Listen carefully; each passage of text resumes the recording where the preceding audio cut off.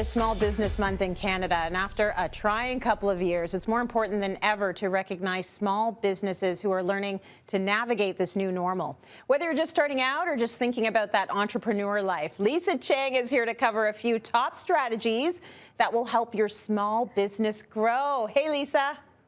Hey, Trace, you said it. It's really been a trying 2 years for our small businesses.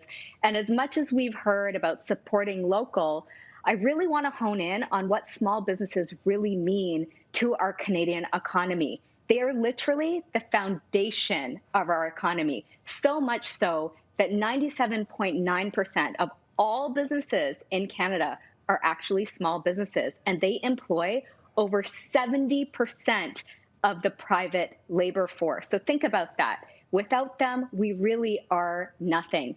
So it's a great month because it is Small Business Month. And not only is it promoting the growth and the awareness around our small business community, but it's also about inspiring people that may want to own their business one day as well. So there's a lot of top strategies that are put in place this month, like extra government grants, private as well as public funding, resources, products, discounts that are all there to help our small business community thrive.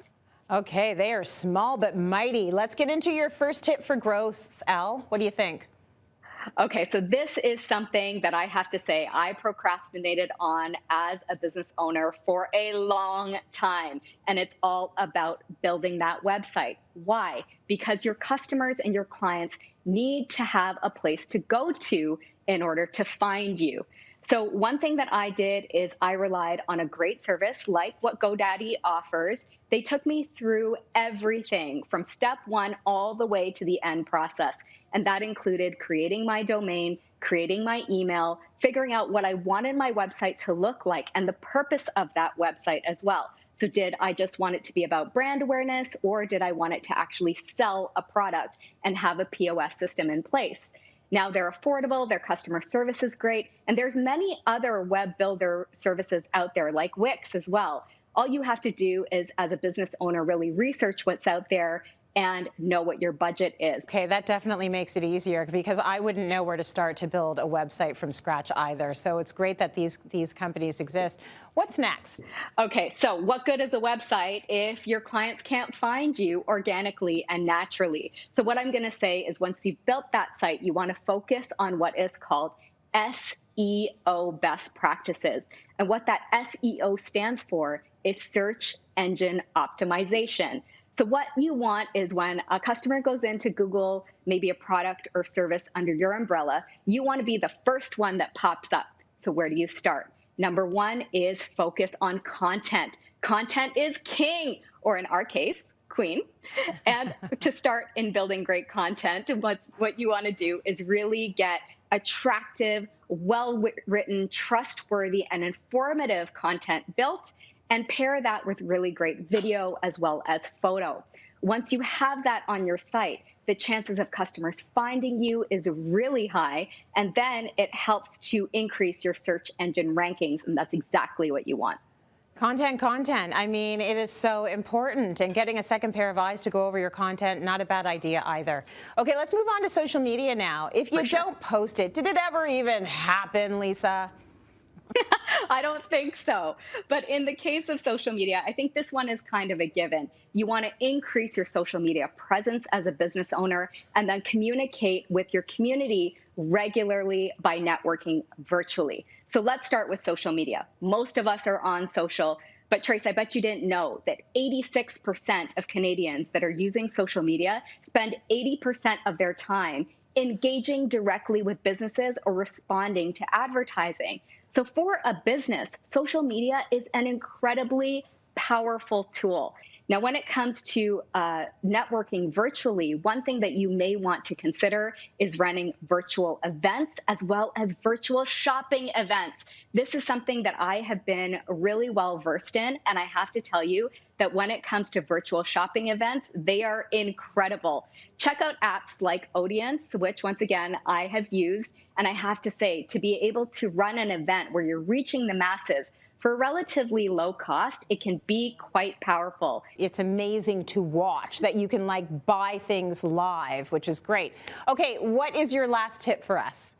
Okay, the last tip is to ensure that your business is flexible. So it's set up for a remote working setup, or you're able to track productivity as well. Something that I have relied on time and time again is the Staples Solution Shop.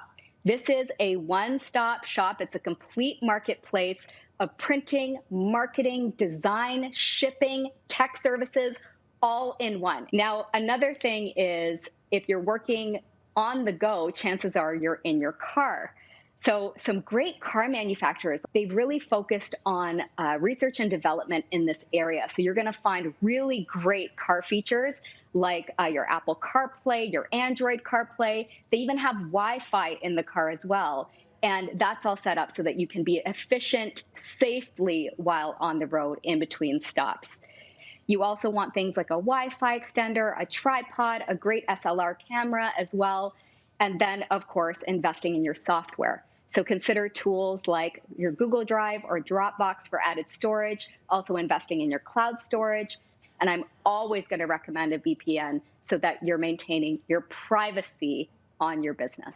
Lisa, great tips for small businesses out there. Thank you for that. Thanks, Steve. All right, so many people have had to make that pivot and start working from home, including all of our guest experts. Like T, you were one of them. So you found out all of a sudden Cityline's happening. It's happening remotely. What does this mean for you? Well, first I was excited because I'm like, oh my God, we're going to be working. Yeah. And then I was like, oh my God, my house is going to be on TV. Yeah. National TV. I was so like, because I know when it all started happening, and you'd see the daytime talk shows, the nighttime talk shows, they were all at home. Yeah. And I was kind of judgy. Like I'm looking in the back and I'm like, ew, that vase is ugly, or why did they put that there? Or that doesn't work. Ooh, they live like that. Like you judged. Yeah. So I know I was like, oh no, people are gonna judge my place. Oh my God. So I had to like take a room that I had junk in. Yeah. That was just the room that I stored all my junk, and I was like, this is the only room I can shoot in, and I'm gonna have to clear this room. I didn't know where the junk was gonna go, but this is what I had to do. Bit by bit, and I built it, and I didn't have to just do one little spot. Like a lot of people are just doing Zoom calls, so they just like make a little corner in the room that they have to make up. I had to think about like fashion segments and beauty segments and social media, so I had to do the whole room. Yes. Right? So I panicked in the beginning, but I'm so happy I did it. How about you? You did it. And yes, same thing with me. We transformed the guest room into a studio, and it's still happening right now. So if people want to stay at my house, you can't. There are no more beds. I mean, I guess you could squeeze in between Leo and I, but even then, it's not in all the room. You did a great job creating your beauty room. And actually, a big shout out to all of the small business owners out there and the employees that are still working from home. You are doing it. So good for you.